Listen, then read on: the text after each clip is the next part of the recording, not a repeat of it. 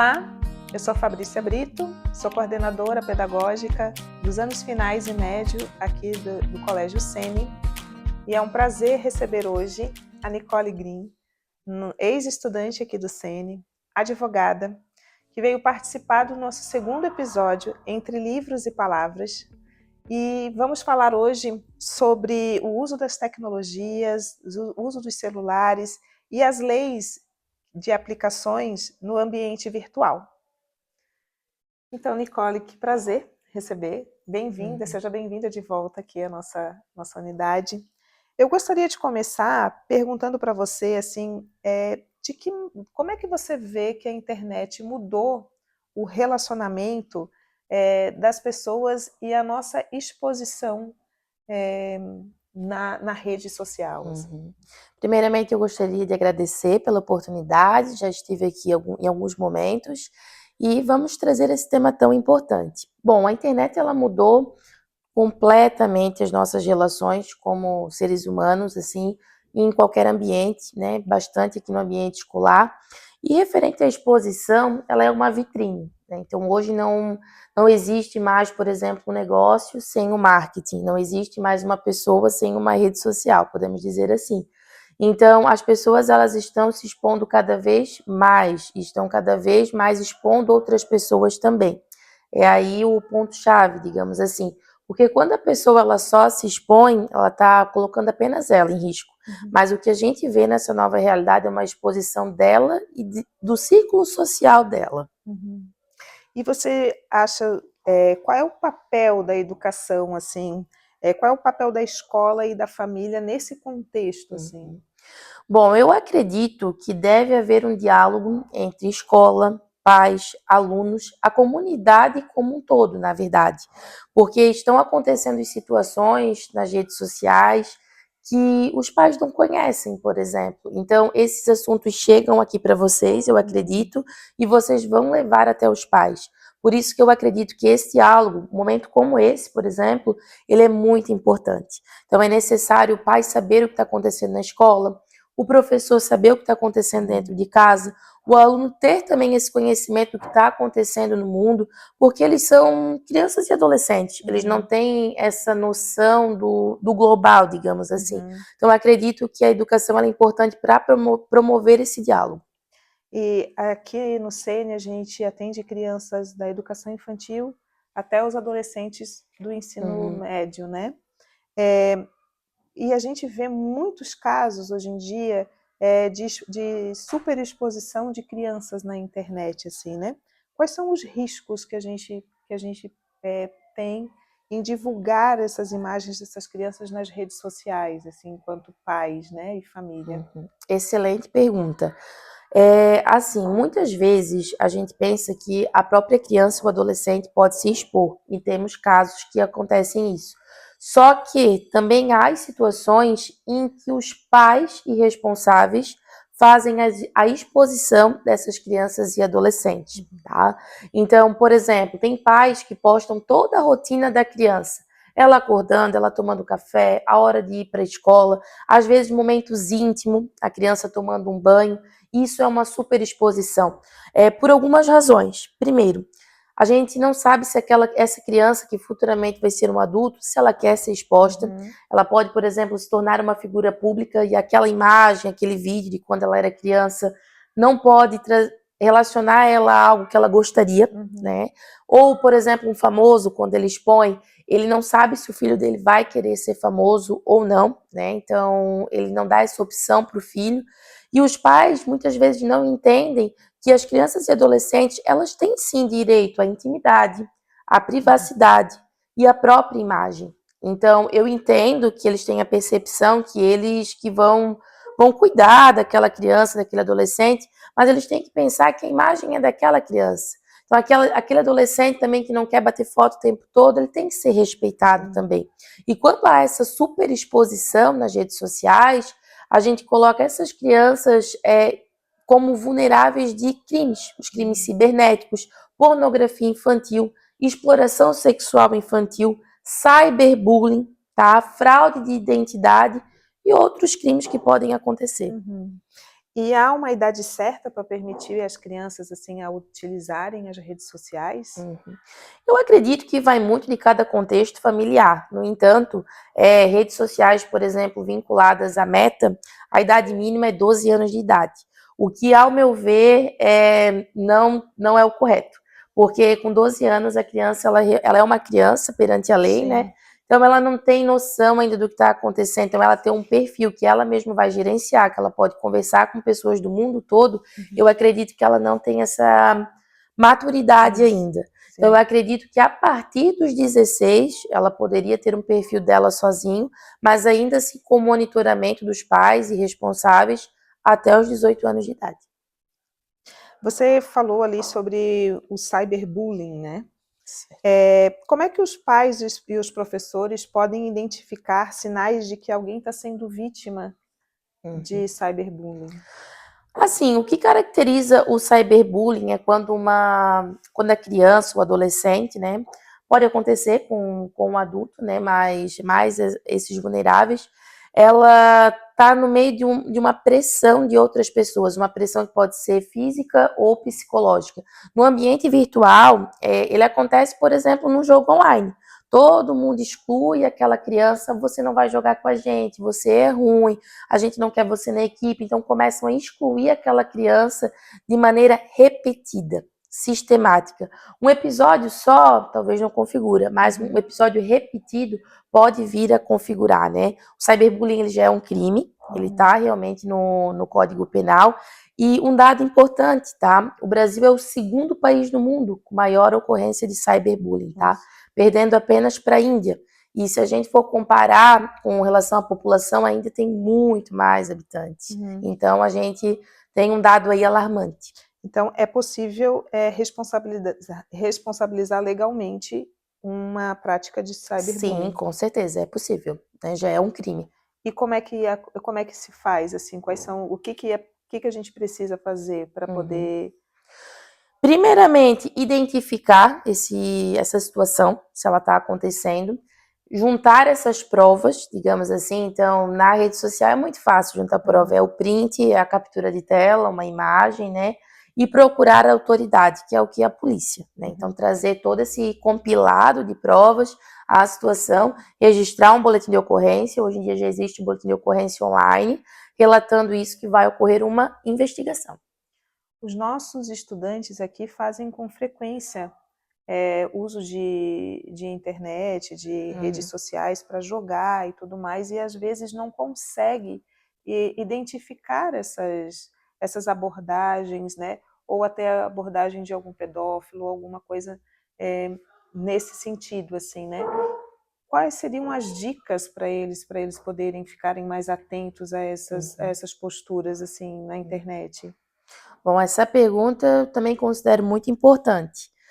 O adolescente e a criança tem que ter noção que quando ele está jogando, a pessoa que se diz como Maria, de 15 anos, pode ser o João, de 60 anos, tá? Então a gente não consegue ter certeza se aquela pessoa que diz que é alguém, ela é realmente aquela pessoa. Nós precisamos ter esse cuidado, tá? Ao conversar com aquela pessoa, ao expor a nossa intimidade. Eu tenho tantos anos, eu moro em tal lugar, meu pai e minha mãe são assim, esse é meu contato telefônico, eu estudo aqui, esse é meu endereço. Esses são dados pessoais que você tem que cuidar ao expor para outra pessoa, até mesmo se for outra pessoa dessa idade.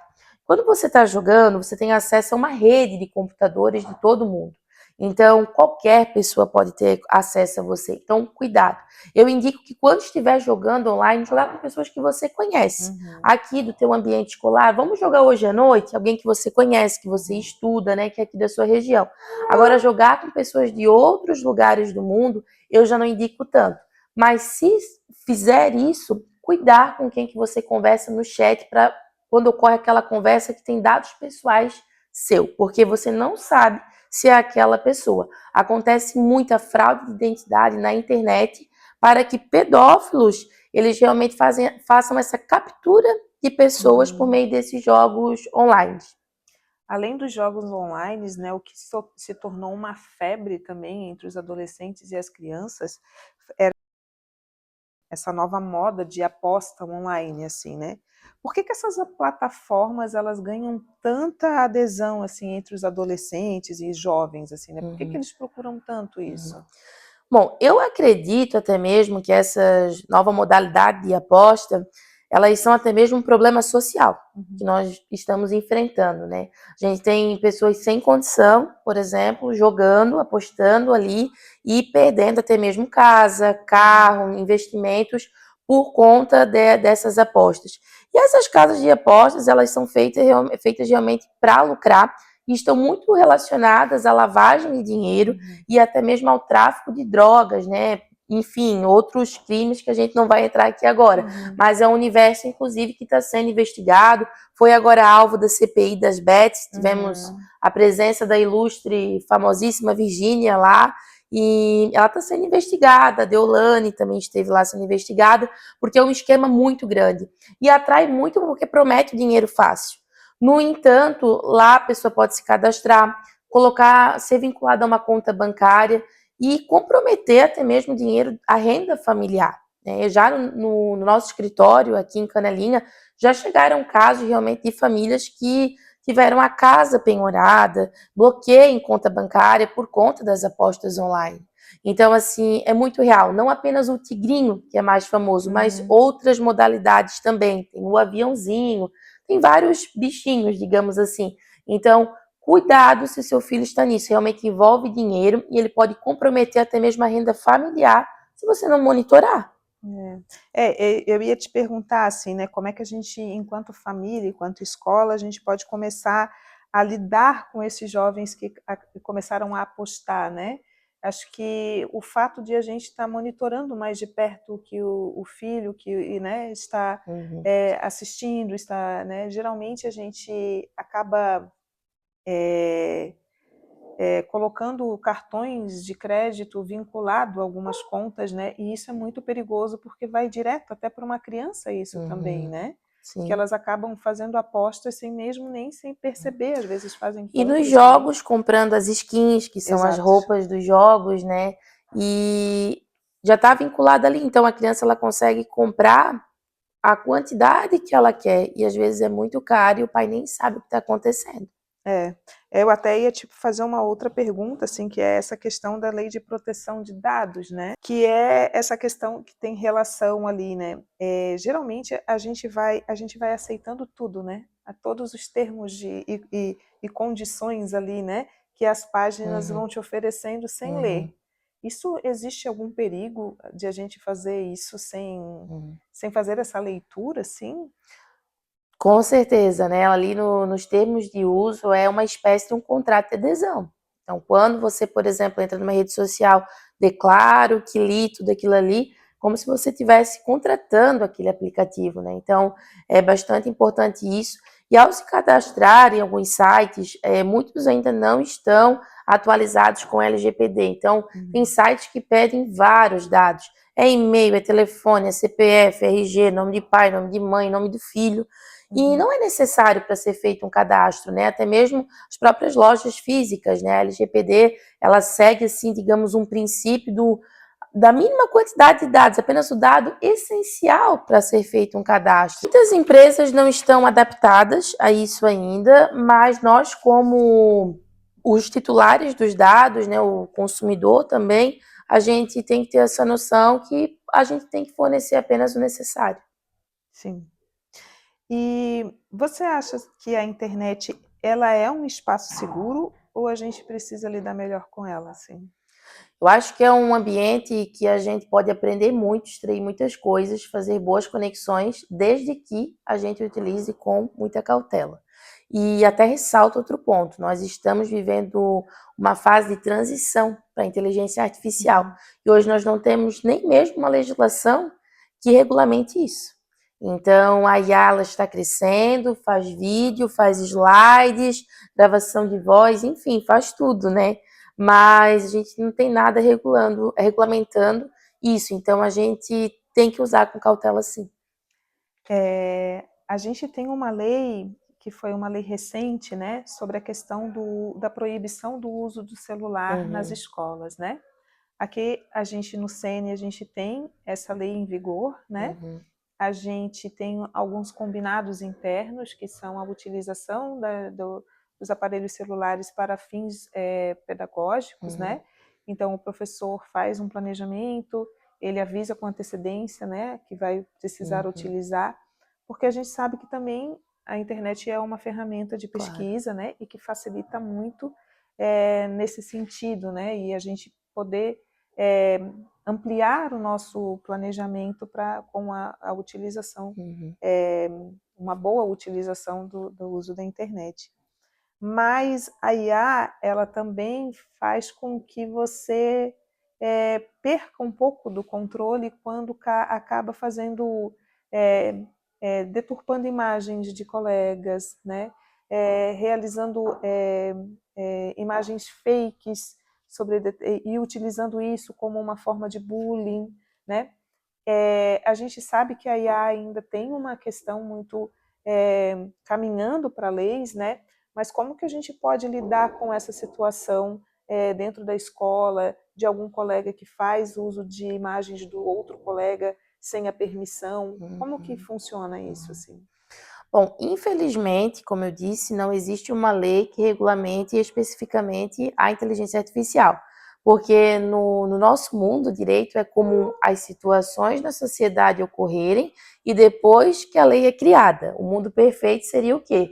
Cria a lei para ser aplicada nas situações, mas não é assim que funciona. Sim. E o Brasil é muito burocrático, né, na questão da criação de uma lei. Então, agora, por exemplo, a gente tem Código Civil que está ali para ser aprovado, algumas alterações, e vai demorar bastante para isso acontecer. Então, uma lei regulamentando isso, ela vai demorar um pouco para sair do papel. Ela vai sair um dia, mas ela vai demorar. Então, o que eu indico nesse momento é realmente a cautela, o monitoramento dos pais em relação a isso, mas também para que os pais responsáveis e os próprios alunos, que eu acredito que alguns vão assistir isso, tenham a noção que quando eles usam a imagem de alguém, eles fazem uma montagem, alguma coisa nesse sentido, eles usam a voz de alguém, eles estão realmente cometendo um crime em algumas situações. A minha imagem é um dado meu, é um dado que eu vou utilizar para mim. Então, outra pessoa não pode pegar a minha imagem, fazer uma montagem minha com algo que não é relacionado a mim, vamos dizer, um time de futebol que eu não gosto. Eu sou flamenguista, então fazem uma imagem minha com uma camiseta do Vasco. Como assim, se eu sou flamenguista? Então ninguém pode usar a minha imagem dessa forma. Só eu posso dizer o que pode ser feito com a minha imagem, com a minha voz, inclusive. Então, vou dar um exemplo aqui. Dei o da camiseta, mas peguei a imagem de uma colega minha e eu coloco ela aí numa situação de biquíni, né? E eu começo a divulgar aquela imagem. Eu coloco aquela colega numa situação vexatória, numa situação realmente que ela fica envergonhada daquilo. Será que ela quer? Não tem nem que questionar isso, né? Se ela não bateu a foto assim, e eu começo a divulgar. Eu posso ser responsabilizado. Você que é adolescente, criança, mas eu sou criança, sou adolescente, eu não respondo a nenhum crime. Mas o seu pai, ele pode sim responder com uma indenização ou até mesmo a questão das medidas socioeducativas que a gente tem, né? Se for análogo a algum crime. Então, ficar divulgando a imagem de alguém, uma montagem feita por inteligência artificial, ou a voz, né, os áudios que a gente já tem isso pode sim parar no judiciário. Isso aconteceu muito, inclusive, nas eleições, tá? Então, para mostrar como é real, assim, e as ações tramitaram no Poder Judiciário e ocorreram condenações. E então, para a gente finalizar, assim, né, qual seria o primeiro passo para uma vida digital mais saudável?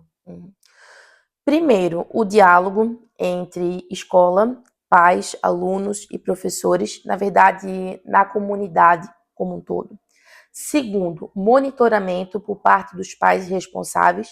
Alguns aplicativos, como por exemplo o Google Family Link, existe, Apple Screen, que são aplicativos que monitoram ali onde a criança e o adolescente estão navegando.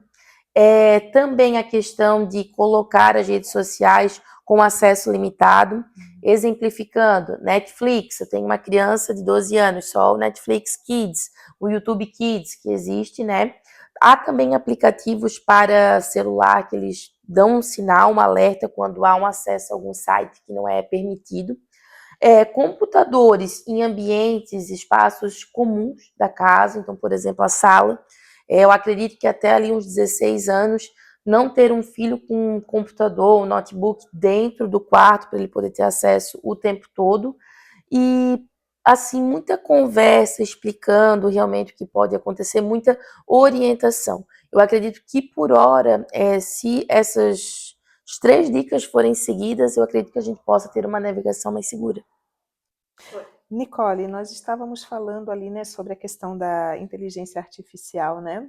E o quanto que, assim, aqui na escola, os estudantes desejam muito realizar atividades, tal, com a utilização da IA, né?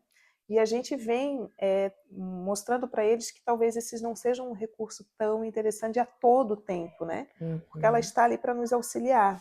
Mas, ao mesmo tempo, acaba que os adolescentes querem ter essa válvula de escape somente para ela, né?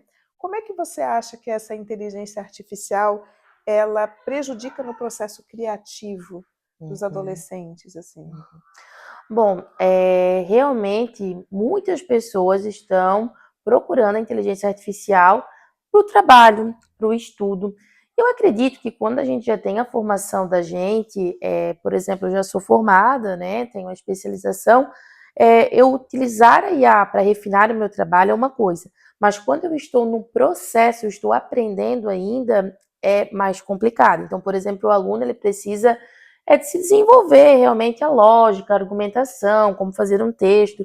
Então, se ele não consegue desenvolver essa habilidade, quando chegar lá na frente, ele tiver formado, né, na profissão que ele quer seguir na carreira dele, ele vai ter algumas dificuldades.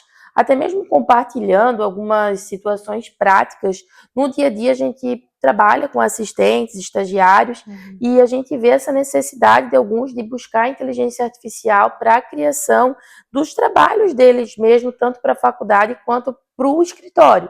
E nós sempre alertamos ali no escritório, utiliza a sua cabeça é a sua IA. Então, utiliza para você desenvolver esse senso argumentativo, esse senso crítico, para que depois você possa refinar. Então, eu acredito que a inteligência artificial, como uma ferramenta de refinamento, de melhoria, ela é muito boa, desde que utilizada da maneira correta.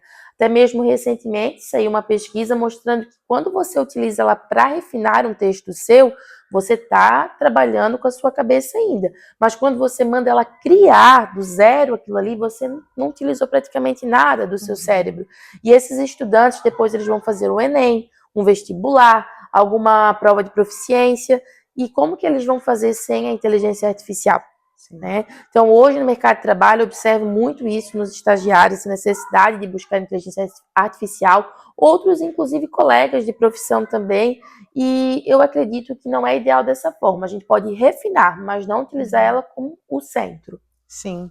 Uma outra questão, assim, né, ainda falando sobre a inteligência artificial e também sobre esse universo, né, que os estudantes acabam tendo, né, com tanta constância, existe essa questão de que eles acabam fazendo, né, a gente comentou um pouquinho ali sobre a utilização de imagens, né, sem autorização, né, a modificação de imagens, né, e a gente falou sobre a questão jurídica disso, né, que pode ter uma questão jurídica, né, mas também tem essas questões de abalo emocionais que acontecem muito, né, e os estudantes, os adolescentes, né, os jovens, eles têm uma questão assim de de confiança, de confiar em alguém, assim, né? De estar o quanto que é importante eles terem essa pessoa de confiança para poder relatar algo que esteja acontecendo com eles, seja com cyberbullying, seja até com as próprias apostas ou pela IA. Como é que você vê essa questão de confiança, assim, né? Como é que eles precisam procurar uma pessoa para eles poderem conversar sobre aquilo que está acontecendo com eles, assim? Excelente pergunta. Assim, acontece muita coisa na internet. Então, por exemplo, quando uma criança, um adolescente, ele é vítima de algum abuso, geralmente ele não vai relatar aquilo quando ele está no papel da vítima, ele tem vergonha daquilo ali, né? Então, ele tem que buscar alguém de confiança para que ele possa relatar essa situação. Por exemplo, alguém que pediu alguma foto dele seminu, nu na internet, geralmente ele não vai contar. Então, quando eu falo nessa questão de monitoramento, também não é no sentido de sempre também brigar, de fazer com que aquela criança se sinta que ela não pode também ter alguma liberdade, mas no sentido dela entender que ela tem aquele responsável como alguém de confiança dela para que ela possa relatar essas situações. E claro, aquele adulto ele vai verificar o que ele pode fazer. Como a gente comentou, no sentido de ir na delegacia, fazer um boletim de ocorrência, ou um boletim de ocorrência eletrônico, né, pela internet, que eles não têm noção o que é isso, o que pode ser feito. Então, assim, algumas situações também que eu já vi, que eu já escutei nessas palestras que eu fiz em algumas escolas, é de muitas questões envolvendo pornografia, tá? Divulgação de imagens íntimas, geralmente entre um casal de namorados adolescentes, isso acontece bastante. Acesso a alguns conteúdos na internet e acaba que eles param conversando com pessoas que realmente quiseram abusar, quiseram fotos, né, extorquir, algo nesse sentido. Então, assim, eles vêm relatar às vezes para mim, que eles me têm como uma pessoa de confiança que foi abordar esse assunto com eles. Só que eu acredito que a pessoa de confiança tem que ser o pai, ou responsável, e as pessoas da escola. Então, assim, acho que nós temos que ser essa pessoa de confiança, né? Para eles relatarem essas situações e nós tomarmos as medidas jurídicas cabíveis. Geralmente, quando a gente conversa com adolescente aqui na coordenação, né, do SEMI, a gente sempre fala para eles, né, procurarem alguém que eles tenham confiança, que eles gostem, que eles podem conversar abertamente, para que as situações nunca chegam ao extremo, né, que a gente possa já monitorar no primeiro momento, para que a coisa não se torne um boom, né? Então, é importante, a gente sabe que dentro da adolescência existe esse afastamento que é um pouco natural das questões familiares, né? A gente começa com a vergonha do pai entregar na frente da escola, daqui a pouco a gente já não quer mais que o pai acompanhe nas festas, a gente já acaba não querendo mais socializar muito as questões familiares, e isso é um movimento comum da adolescência. Mas, ao mesmo tempo, eles precisam ter em casa esse diálogo e essa sabedoria de entender que quando esse tempo passar, eles podem retornar para eles terem essas pessoas de confiança como a família, né? E o que acontece hoje, muitas vezes, é esse medo exacerbado que o adolescente tem de, se eu contar isso para minha mãe, ela vai me deixar sem celular, por exemplo. E não é isso que a gente está falando, né? A gente deseja que eles encontrem na família e nos colegas aqui de profissão aqui da escola esse acolhimento para que as coisas não se tornem algo mais precário. Assim, essa tua fala me fez lembrar também de outra situação. A gente relaciona muito sobre essa exposição de imagens, de áudios, né? Esse vazamento de dados assim. Mas também eu sempre chamo atenção para orientar o adolescente e a criança sobre a exposição de marcas, situações e pessoas na internet. Como resolver um conflito da maneira adequada? Então, eu vou exemplificar aqui. Eu comprei um produto na internet e eu não gostei daquele produto. Nós estamos numa era que a pessoa vai lá e expõe aquele produto, que é assim, que é assado, que essa marca é assim, e em algumas situações pode até se tornar uma difamação, uma calúnia contra uma empresa, contra uma pessoa. Então tem que ter essa conversa também, que não é assim que resolve o problema. Eu tive um problema com esse produto. Vai devolver o produto, vai conversar com a empresa, pelo saque da empresa. Existem plataformas online de reclamação, como por exemplo Reclame Aqui, mas expor na internet não resolve a situação. Nós também já pegamos no escritório mulheres que são vítimas de violência doméstica e a primeira coisa que vai fazer é postar foto na internet. Isso não resolve a situação, é um exemplo. Então a gente tem que trazer isso para a criança e adolescente. Olha, se acontecer uma situação de um abuso, não é a ferramenta de resolução, não é ir lá e fazer um vídeo de você expondo aquilo. O colega falou para mim, não é dessa forma. Se eu tenho que orientar uma adulta no meu escritório, imagine uma criança e adolescente. Sim. Certamente que ele não tem noção disso. Então, não são assim que os problemas são resolvidos. É com diálogo, é na coordenação. Se eu tenho um problema com uma colega de sala, vou chamar a professora, a regente, a coordenadora, a diretora, para eu resolver, não vou expor ela na internet. E como você mesmo falou, deixar essa situação tomar outra proporção, assim. Assim funciona com situações ocorridas, com pessoas, com marcas, enfim, com tudo, né? E eu acho que os influenciadores, eles influenciam muito a isso, né? Porque eles compram algo, eles não gostam de alguém, eles vão lá expor a situação na internet. Mas para eles pagar uma indenização, não faz diferença. Para eles é até bom, gera engajamento, gera marketing. Então as nossas crianças, elas se inspiram muito nesses influenciadores que às vezes não trazem uma influência positiva. É muito comum a gente ver na internet hoje em dia aqueles vídeos de desculpas, né? Onde a pessoa veste aquela camisa branca, olha para todo mundo e fala, eu vim aqui me retratar e tal, né? E isso às vezes não é nem, é uma coisa muito mais forçada, uma coisa muito mais de marketing do que realmente acontece, né? E aí as adolescentes que estão verificando isso a todo tempo, acham que as coisas são resolvidas dessa forma, e não são, né? Então é sempre a melhor maneira de resolver a situação, é sempre com o diálogo. É porque, na verdade, esses influenciadores e famosos, eles vivem uma outra realidade, não é a nossa. Então, viver nesse mundo de cancelamento, de haters, de realmente eles ter que pedir desculpa, isso tudo é um engajamento, é o reality show deles, né? Mas nós vivemos o mundo real, então uma indenização de 20 mil, de 10 mil, faz diferença pra gente, né? A nossa honra estar manchada na sociedade faz diferença pra gente. Então, quando eu vou lá, por exemplo, eu cometo um crime, ou eu mancho a honra de alguém, não é só por uma questão jurídica, é uma questão moral mesmo, né? Então, como que a sociedade vai me ver depois daquilo? Então, eu também acredito que o outro ponto é ver quem são os influenciadores. Falamos das apostas, quais são os influenciadores que estão nas apostas? Quem que está divulgando isso? Porque se meu filho é fã de alguém e essa pessoa divulga uma casa de aposta, ele vai entender que aquilo é algo positivo. Então eu preciso ver quem está influenciando ele. E já trago isso também para os jogos.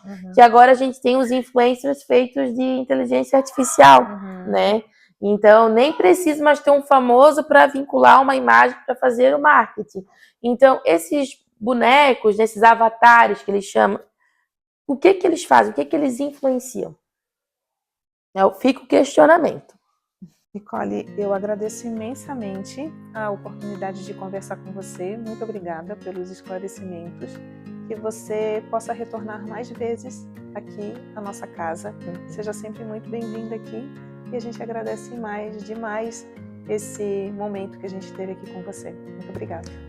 Eu que agradeço ao convite, também aqui pela nossa conversa.